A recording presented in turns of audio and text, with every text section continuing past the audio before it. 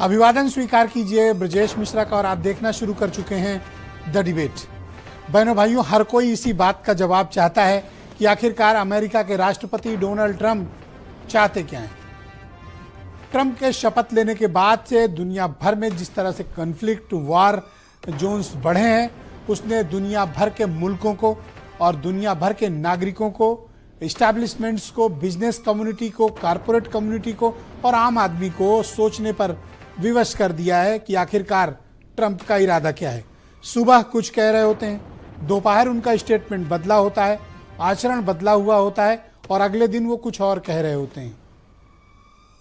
Iran के मसले पर भी उनकी भूमिका पर तमाम प्रश्न चिन्ह है और आसिम मुनीर को लंच करा के ट्रंप खुद एक्सपोज हो चुके हैं। आज चर्चा उनके इसी आचरण की करेंगे। बहन भाइयों, अमेरिका के राष्ट्रपति को माना जाता है कि वो बहुत स्थिरता के साथ, शांत मन के साथ, ठंडे दिमाग के साथ दुनिया भर की तरक्की, शांति, बहाली के लिए काम करेंगे। अमेरिका इतना ताकतवर मुल्क है बहनों भाइयों कि वो पूरी दुनिया को एक ध्रुवीय व्यवस्था में चला रहा है। बहुत से लोग नहीं स्वीकारना चाहते कि अमेरिका का प्रभाव क्या है, लेकिन मैं आपको सार्वजनिक रूप से कहना चाहता हूं कि अमेरिका की पोजीशन ये है कि आज दुनिया भर में उसकी पॉलिसीज, उसके इरादे और उसके ही जो व्यवस्था तय करता है, दुनिया भर के तमाम मुल्क उसे मानने के लिए विवश हैं, मजबूर हैं या फॉल इन लाइन है। ये एक ऐसा सत्य है जिसे आज नहीं कल हर मुल्क को स्वीकार करना पड़ता है। अमेरिका का प्रभाव अर्थव्यवस्था पर, सैन्य व्यवस्था पर, ताकत पर इतना अधिक कंट्रोल है और सबसे बड़ी बात उसका डॉलर, उसकी सैन्य क्षमता और उनकी आर्मी की ग्लोबल प्रेजेंस, टेक्नोलॉजी पर उनका बहुत आगे होना और दुनिया भर के मुल्कों पर प्रतिबंध लगा के सबको कट टू साइज रखना, यह अमेरिका की सबसे बड़ी ताकत है। उस ताकत का इस्तेमाल अगर ट्रंप जैसे राष्ट्रपति उस गद्दी पे बैठते हैं तो अच्छा और बुरा सब सामने आता है।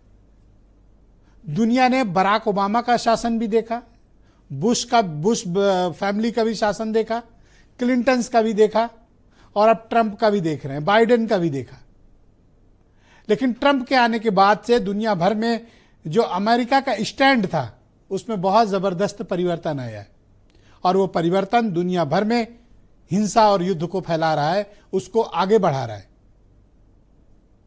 जब ट्रंप कहते हैं कि वो शांति के लिए काम कर रहे होते हैं तो दरअसल वो शांति के लिए कम उन देशों में मतभेद और अपने इंटरेस्ट को प्रोटेक्ट करने की जल्दबाजी ज्यादा होती है। ट्रंप ने कहा था कि जब वो सत्ता में आएंगे, मैं एक एक करके आपको याद दिलाना चाहता हूं। ट्रंप ने कहा था कि जब वो सत्ता में आएंगे 24 घंटे के भीतर रूस और यूक्रेन का वार रोक देंगे। बहन भाइयों, उनको शपथ लिए अरसा बीत गया, न यूक्रेन रुका न रूस रुका।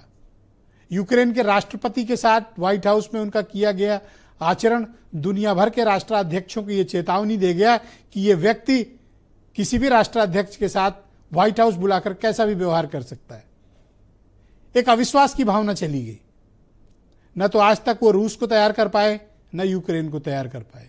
यह उनके विदेश नीति का सबसे बड़ा फेल्योर। बहनों भाइयों, उसके बाद टैरिफ वार शुरू किया डोनाल्ड ट्रंप ने और औंधे मुंह गिरे। जिन जिन देशों के खिलाफ प्रतिबंध लगाए, कुछ तो फॉल इन लाइन हुए, लेकिन बहुतों ने जवाब भी दिया, जैसे कनाडा और चाइना ने। भारत को जवाब देना बहनों भाइयों बाकी है। हो सकता है कोई कूटनीति, विदेश नीति, अर्थनीति, कोई सेक्टर, इस कारण भारत सरकार अभी ट्रंप के मामले को लेकर कोई डिसाइसिव एक्शन नहीं ले रही है। लेकिन बहनों भाइयों, अब वक्त है ट्रंप को जवाब देने का। ट्रंप ने सारी मर्यादाओं को लांघ दिया और उस मर्यादा के लांघने का मैं जिक्र और एविडेंस के साथ बात करूंगा आपसे। ट्रंप ने पाकिस्तान आर्मी के चीफ सैयद आसिम मुनीर को व्हाइट हाउस के भीतर लंच पर किस कैपेसिटी में आमंत्रित किया? ट्रंप एक राष्ट्राध्यक्ष हैं। अगर उनको अपने समकक्ष से मिलना है तो उन्हें आसिफ अली जरदारी से मिलना चाहिए था। उन्हें बात करनी थी तो शहबाज शरीफ से बात करनी थी।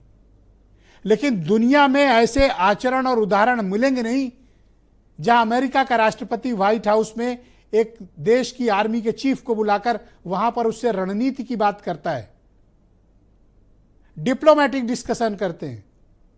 बिजनेस डिस्कशन होता है और सैन्य रणनीति पर बात होती है। तो क्या पाकिस्तान के राष्ट्रपति और प्रधानमंत्री अमेरिका के लिए मैटर नहीं करते हैं? बहनों भाइयों, दुनिया भर की मीडिया के लिए यह खबर है। मुझे अचरज है कि इस खबर को मीडिया ने क्यों नहीं दिखाया या आप तक उस सच्चाई को क्यों नहीं पहुंचाया कि पाकिस्तान के राष्ट्रपति फेक हैं, पाकिस्तान का प्रधानमंत्री फेक है और पाकिस्तान के असली राष्ट्रपति, प्रधानमंत्री और सरकार का नाम है आसिम मुनीर। और अमेरिका ने आसिम मुनीर को मान्यता दी है, वहां के राष्ट्रपति लंच पर उसे आमंत्रित करते हैं। अगर जरा सा भी स्वाभिमान, आत्मसम्मान जरदारी और शरीफ के बीच बचा है, उन्हें फौरन अपने पद का त्याग कर देना चाहिए। इससे बड़ी जिल्लत, इससे बड़ा अपमान पाकिस्तान का कुछ हो नहीं सकता जो आसिम मुनीर के चलते हुआ। यह अचरज में डालता है कि एक देश का राष्ट्राध्यक्ष अपने देश में दूसरी आर्मी के चीफ को बुलाकर इनवाइट करता है और उसको कहता है कि आपने युद्ध रोककर बड़ा अच्छा काम किया। दरअसल ईरान को लेकर जो अमेरिका की रणनीति है, उसने आसिम मुनीर को बुलाया और भारत के साथ स्कोर भी सेटल अमेरिका करना चाहता है। यह भारत के लिए सम्मानजनक विषय नहीं था कि जिस तरह से आसिम मुनीर को वहां लंच पर बुलाया गया। यही ट्रंप थे जो पाकिस्तान को आतंकवाद की गतिविधियों में शामिल होना बता रहे थे और यही व्यक्ति कल कह रहा था आई लव पाकिस्तान। आप इनकी नीति देखिए। दुनिया भर के मुल्कों को इस बात को लेकर अब कोई एक निर्णय करना पड़ेगा कि how to deal with America and how to deal with Donald Trump. लोग खामोश हैं, मीडिया खामोश है, लेकिन ट्रंप को एक्सपोज किया जाना जरूरी है। ट्रंप का जो रोल रहा है भारत और पाकिस्तान के युद्ध के बीच, दुनिया में जानती है। भले ही सरकारें अभी कुछ ना कह रही हों, लेकिन बहनों भाइयों, सीज फायर का ऐलान करके ट्रंप ने तमाम मुश्किलें भारत के लिए खड़ी कर दी। हमने जवाब दिया, लेकिन वो जवाब बहनों भाइयों नाकाफी है, क्योंकि अमेरिका पाकिस्तान के साथ खुलेआम है और यह बात अब स्पष्ट हो गई है। अब सही वक्त है कि ट्रंप को एक्सपोज करना जरूरी। दुनिया भर के जितने भी वैश्विक संगठन हैं, उसको इस व्यक्ति ने खत्म कर दिया तहस नहस। यूनाइटेड नेशन मतलब जीरो, एक ऐसी फर्जी संस्था जिसकी कोई वैलिडिटी नहीं है, जिसकी बात कोई नहीं मानता। गांव में जैसे हमारे यहां कुछ बुजुर्ग हो जाते हैं, चल फिर नहीं पाते, उनकी बात बच्चे नहीं मानते। यूनाइटेड नेशन उससे भी बदतर हालत में है और यूनाइटेड नेशन का सिक्योरिटी काउंसिल फेक, फ्रॉड और फर्जी है। WHO को तबाह कर दिया, WTO खत्म कर दिया, पेरिस जलवायु एग्रीमेंट खत्म कर दिया ट्रंप ने, लेकिन दुनिया खामोश है। ईरान और इजराइल के बीच के जो है वार है, उस वार ने इस बात को प्रमाणित किया है कि इजराइल के पीछे अमेरिका खड़ा है और यह वार अकेले इजराइल नहीं लड़ रहा, बल्कि ईरान से अमेरिका लड़ रहा है। और कोई ताज्जुब की बात नहीं कि अगले 2-3 दिन के भीतर अमेरिका डायरेक्ट इसमें इन्वॉल्व हो जाए। लेकिन रूस और चाइना ने चेतावनी दी है अमेरिका को कि डायरेक्ट मत आना लड़ने, अमेरिका से कहा है।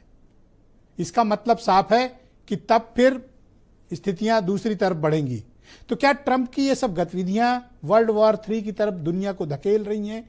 क्या उनके अस्थिर विचार और अस्थिर नीतियों के चलते पूरी दुनिया विस्फोटक मुहाने पर खड़ी हुई है? कुछ स्टेटमेंट सुने, फिर आज की डिबेट।